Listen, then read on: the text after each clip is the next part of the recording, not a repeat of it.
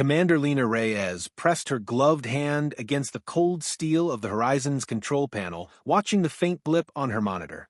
The ship ahead was a relic, caught in orbit around an icy, unnamed moon, its ancient hull marked with insignia that matched an Earth exploration record from over 400 years ago. Reyes took a steadying breath, anticipation mingling with dread as her team prepared to board. "This is it," Reyes murmured to her second-in-command, Lieutenant Gene Park, a slender man with a penchant for interpreting alien tech. "If the data is right, that's the Genesis, the first ship sent out to establish humanity's colony on Alpha Seraphine." "Or what's left of it," Gene replied. "Think anyone survived? Let's find out." Reyes grinned, concealing her nerves. "Prepare the boarding crew." As they maneuvered the Horizon alongside the mysterious Starship, Reyes felt the weight of history press down on her. The Genesis was an echo from an era of ambition and exploration, a time when humans believed they could conquer any frontier. But its disappearance had buried dreams, hopes, and lives, lost somewhere in the silence of space. A clank reverberated through the hull as their docking arm latched onto the Genesis. Her team, suited and tense, awaited her command. "Stay sharp," Reyes ordered. "We don't know what's in there, but we'll keep communication open. Let's move." They entered through a yawning, dark corridor. Light panels flickered, illuminating long-abandoned control consoles and forgotten equipment. But as they ventured deeper, signs of life emerged. Electrical pathways glowed with a soft, bioluminescent shimmer, guiding them like an invitation or a warning. "Commander," Jin's voice broke through her thoughts, "these aren't the layouts we expected. Look at these walls, hand-carved symbols everywhere.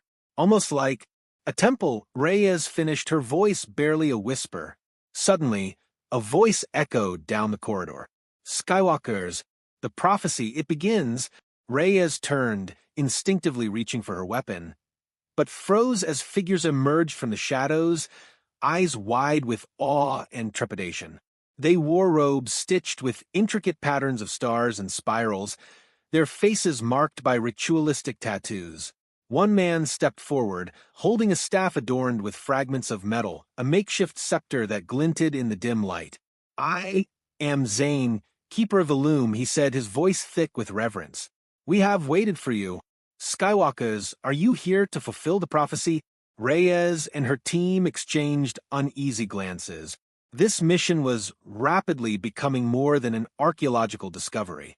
She steadied herself, knowing that from this moment there would be no turning back. Commander Reyes watched the man who called himself Zane with calculated caution. His eyes held a mixture of wonder and fear, as though he truly believed she and her team were gods sent from the stars. The air around them felt dense, charged with a tension she couldn't quite place. Her hand hovered near her sidearm, and she could feel her crew's unease simmering under their helmets. "We're explorers," Reyes said carefully, adjusting her tone to seem as unthreatening as possible. "We came from Earth. Your ancestors left to find a new home hundreds of years ago." Zane's face broke into a strange smile.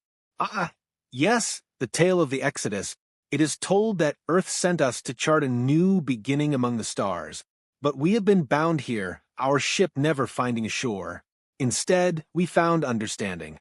He gestured for them to follow, and though Reyes hesitated, curiosity won over. They ventured deeper into the bowels of the ship, the walls bearing carvings of stars, planets, and spirals that reminded her of ancient cave paintings. But these weren't primitive. They were intricate, complex. Some showed elaborate maps of celestial patterns. Others depicted people performing ceremonies beneath a radiant sky.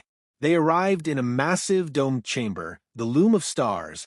Golden lines crisscrossed the walls and ceiling, forming a grand constellation that bathed the room in an ethereal glow. "The loom holds the memories of our people," Zane said reverently. "It shows our place in the cosmos and tells of our future. The prophecy said one day travelers would return to us, descended from the gods, to deliver judgment. Are you those travelers?" Reyes glanced at her team, then back at Zane. The prophecy clearly held immense power over these people. and she had no desire to incite any messianic fervor. But she knew they couldn't deny who they were, and they couldn't stay here forever. "We're just people," she said, choosing her words carefully. "But we're here to help however we can. Can you tell us more about your people, your life here?" Zane nodded solemnly. "We are the children of the Starspires. We have lived on this ship for generations. At first, we hoped to reach the stars. But over time, we realized that our journey was not to reach another world, but to understand our place in this one." His face darkened, but not all agree. "Some think you are here to destroy us." The words hung in the air like a warning. Reyes felt a chill creep down her spine as she caught sight of a figure watching them from the shadows, cloaked in dark robes with piercing eyes. It was a woman, her gaze cold and calculating, her hand resting on a large, ornate staff. "This is Eldra," Zane said, his voice barely above a whisper. "She believes the prophecy calls for sacrifice, that the coming of the Skywalkers marks a time of reckoning."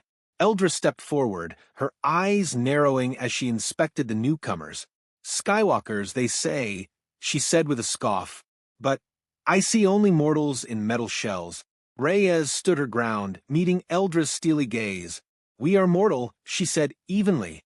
"We're not gods, nor are we here to harm anyone." Eldra's lips curled into a mocking smile.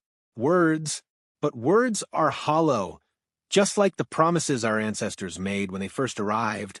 You may think yourself beyond judgment, but you are a pawn in a tale as old as time." Before Reyes could respond, Zane placed a hand on her shoulder, his face etched with worry. "Please come. There is something I must show you before Eldra's influence spreads further." Zane led them through a winding corridor to an isolated section of the ship. The air was stale and thick with the scent of ancient metal. Finally, he stopped in front of a massive door inscribed with runes and symbols that looked like warnings. This was the observatory, Zane explained, the oldest part of the ship.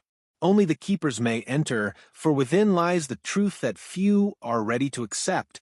Reyes motioned for her team to stay alert as the door groaned open. Inside, the observatory was lined with towering screens and consoles, archaic remnants from a time when Earth had first sent the Genesis to the stars. In the center was a holographic projection of a distant planet, spinning slowly in an endless loop. "We called it New Eden," Zane said, pointing to the hologram. "Our ancestors believed they were destined to reach it. But something happened. The star maps never matched up, and the engines couldn't sustain the journey." Jean leaned in, scanning the data still flashing on some of the ancient screens. "This data's centuries old, but it looks like they veered off course early. The ship never even made it halfway to their destination." "Then why did they stay?" Reyes asked, glancing at Zane. "They could have turned back to Earth." Zane sighed, his gaze distant. "The keepers passed down that it was the prophecy that held them here. They believed that abandoning their course would anger the gods. Over time, people stopped questioning, and belief became survival." A sudden clamor echoed from outside the observatory, breaking the tense silence. Reyes turned to see Eldra standing in the doorway, her followers behind her, eyes glittering with fanatical intensity. "Do you see, Zane?" Eldra hissed. "They poison our people with lies. They speak of Earth as if it were our home. We were chosen to reach the stars. We are not like them." Reyes raised a placating hand. "We didn't come here to disrupt your beliefs. We just wanted to understand." "Understand?" Eldra's laughter was cold and sharp. "Then understand this. I will not allow you to steal our destiny. The prophecy foretells your destruction unless you submit to our will." Eldra's followers surged forward, trapping Reyes and her team in the observatory. Zane's face contorted with fear, but he stepped in front of Reyes, raising his arms. "Enough!" he cried. "They are not here to harm us. Eldra, you are twisting the prophecy to suit your own desire for control." Eldra's eyes blazed with fury. "The prophecy is ours to interpret. These strangers will do nothing but disrupt our path."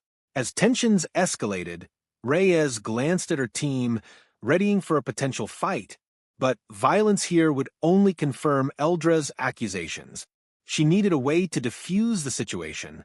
"Zane, She said quietly, "You mentioned that the loom of stars holds the truth of your history. Could you show your people?" Zane hesitated but then nodded. "The loom reveals all.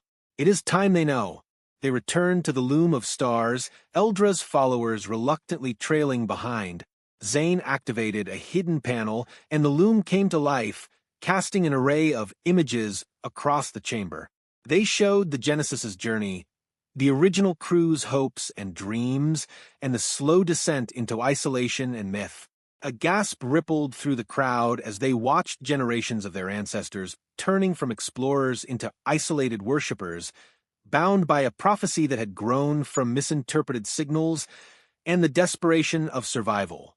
Eldra's face darkened, her confidence wavering as her followers looked to her with questioning eyes. Reyes seized the moment. "Your ancestors were brave, and they adapted in ways we can't imagine. But you are not bound to a prophecy.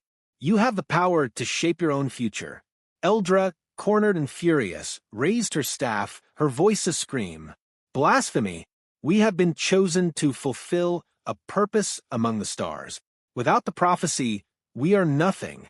She lunged forward, but Zane stepped in, raising his hand. A flash of light burst from the loom, and Eldra recoiled, blinded and disoriented. Her followers hesitated, uncertainty overtaking their zeal. "We are not nothing," Zane said, his voice calm but powerful. "We are free, and we choose our path now." In the aftermath, Reyes and her team helped Zane's people restore order. Eldra was placed in a secluded part of the ship, left to contemplate the shattered remnants of her faith. Though some followers still believed in the prophecy, Zane and his allies now held the means to guide their society forward with a choice rather than fear. As Reyes prepared her team to depart, Zane approached her. "You've given us more than freedom. You've given us the stars again." Reyes smiled, extending her hand. "Then one day, may we meet out there." With a final farewell, the Horizon released its hold on the Genesis, leaving the descendants with a new beginning and a new history. One they would write themselves.